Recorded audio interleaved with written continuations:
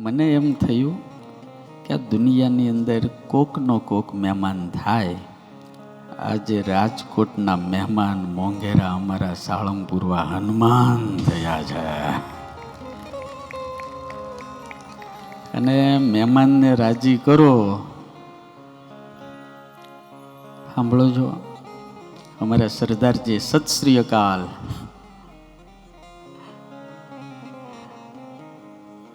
મહેમાનને જેટલા રાજી કરો ને